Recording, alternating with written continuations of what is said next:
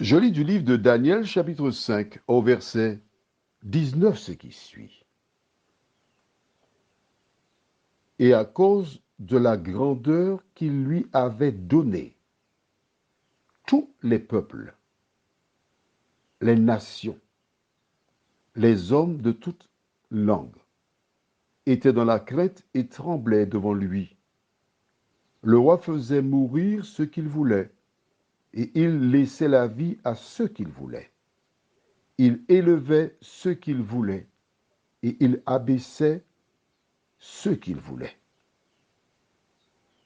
Prions. Notre Seigneur et notre Dieu, ton serviteur Daniel, lorsqu'il est arrivé en Babylone esclave, il avait une mission, te représenter. Jusqu'à sa mort, il ne pouvait rien faire d'autre. C'est justement pourquoi je ne peux rien faire d'autre que de parler de toi, Seigneur. Alors que nous étudions ta parole, que ton esprit continue de nous éclairer, nous t'en prions. Au nom de Jésus et pour ta gloire éternelle. Amen.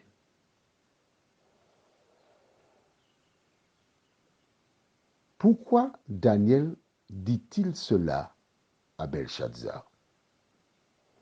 Je relis le verset d'hier.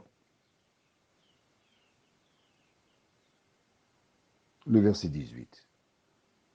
Ô roi, le Dieu suprême avait donné à Nebuchadnezzar, ton père, l'empire,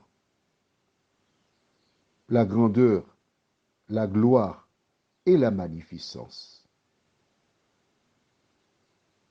Et à cause de la grandeur qu'il lui avait donnée, tous les peuples,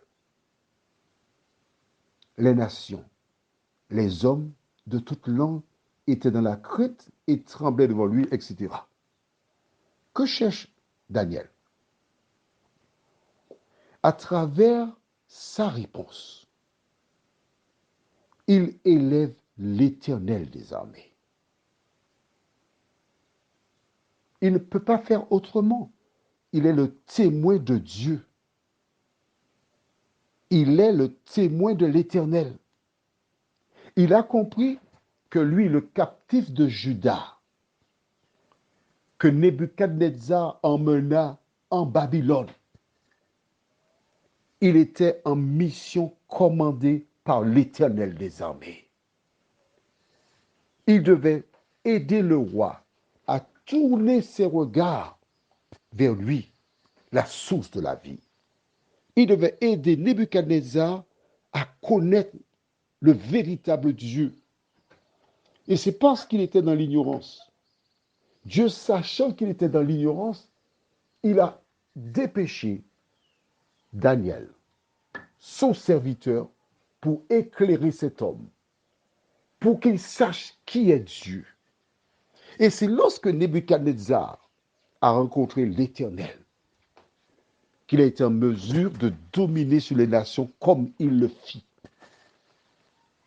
Nebuchadnezzar était la tête d'or selon le songe que l'Éternel lui a montré.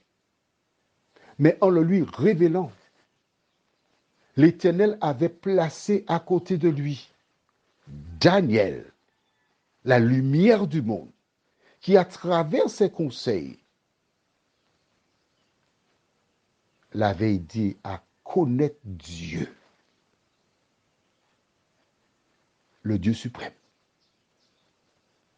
En présentant Dieu à Belshazzar, il est en train de lui expliquer déjà pourquoi l'extrémité de main est venue écrire sur la muraille.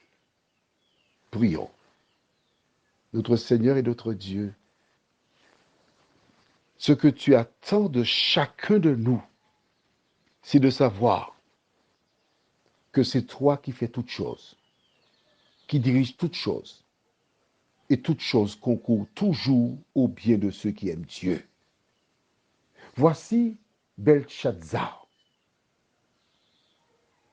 qui ne te connaissait pas. Il n'avait pas la crainte de ton nom. Il vivait sa vie. Nous avons commencé à voir ce qui s'est passé.